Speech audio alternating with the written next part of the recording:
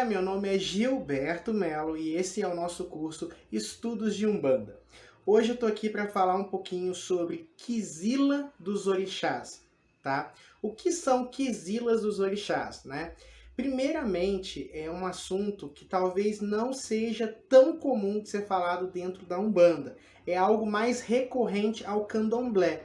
A forma como a Umbanda e o Candomblé cultuam os orixás, elas podem variar um pouco, até porque a nossa percepção é diferente. No Candomblé, tem-se a ideia de que orixás são ancestrais divinizados, que seriam mais ou menos como santos católicos, ou seja, seres que demonstraram altíssima moral ou altíssima capacidade e se tornaram divinos, né? Então, em muitas lendas a gente percebe, por exemplo, o dia que Ogum se tornou orixá, o dia, né, que ele tocou o mistério do Criador através de alguma ação grandiosa.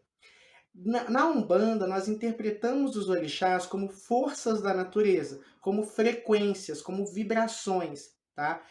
Como se fossem manifestações do que Deus é. Então, Deus, no momento que ele se criou o mundo, ele criou a partir dos orixás, né?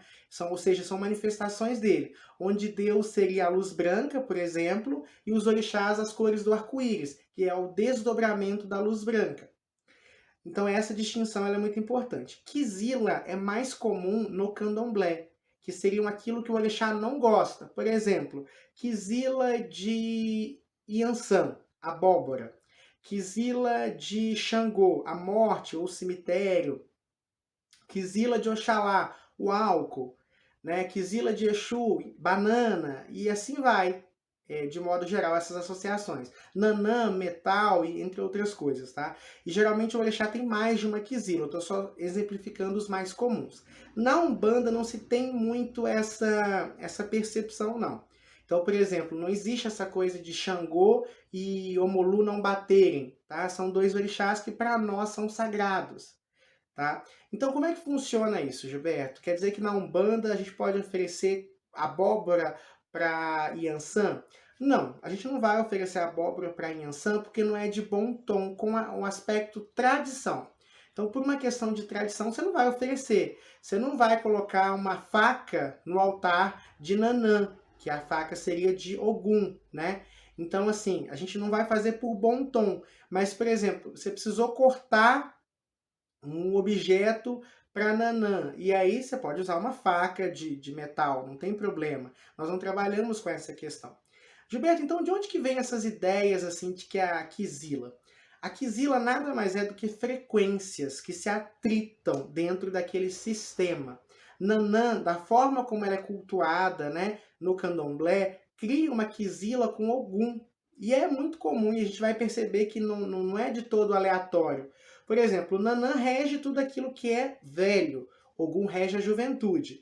Juventude e velhice, independente de qual geração a gente está falando, sempre há um atrito. Até nós que somos mais jovens, né, muitas vezes já temos uma certa diferença com as novas gerações, com aqueles que são mais novos que nós. Então é comum esse atrito de geração. Então a Quizila só vem para mostrar o que? Existe uma distinção energética. E energias, elas podem se atrair ou se repelir. Então tem coisas que se atraem. Por exemplo, a energia de Oxum e Iemanjá, né, que é a energia da água, é muito próxima. Agora a energia, por exemplo, de Oxum com a energia de Xangô é distinta, porque a natureza dos elementos é distinta. A natureza desses orixás é diferente, tá? É importante vocês terem essa percepção também da energia que o orixá tem.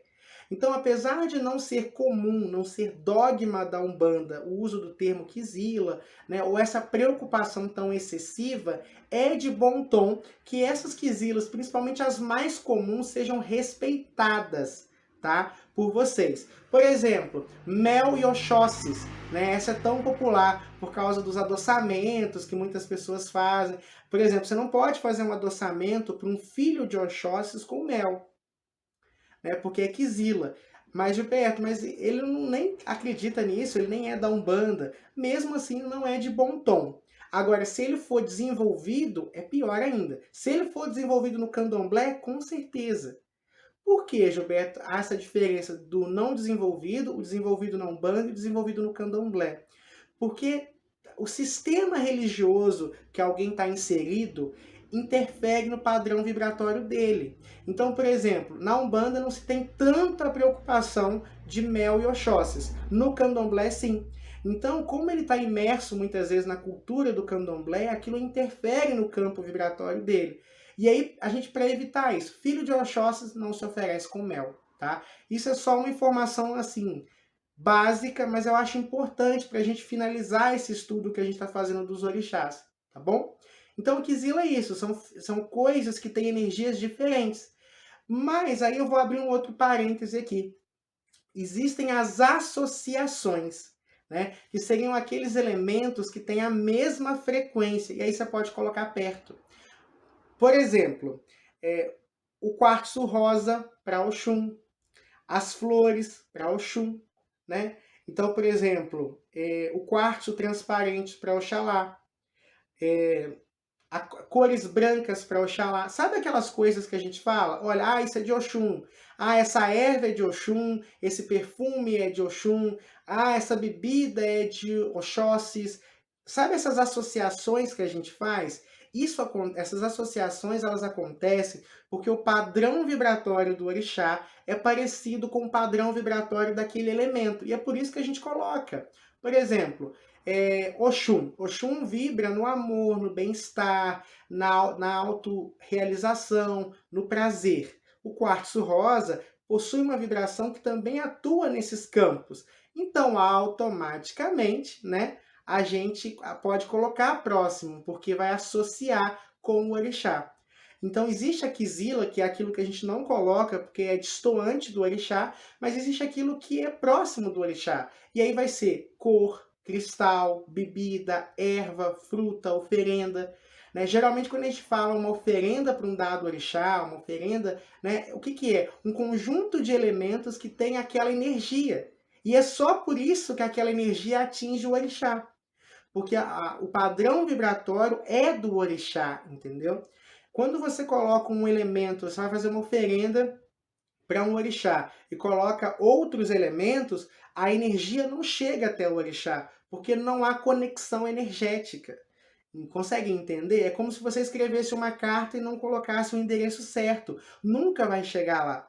E o endereço aqui é o vibratório. Por quê? Existe uma lei universal chamada lei da atração, que diz que similar atrai similar. Então, só um elemento que tenha propriedades vibratórias similares ao Oxum consegue atrair a vibração de Oxum.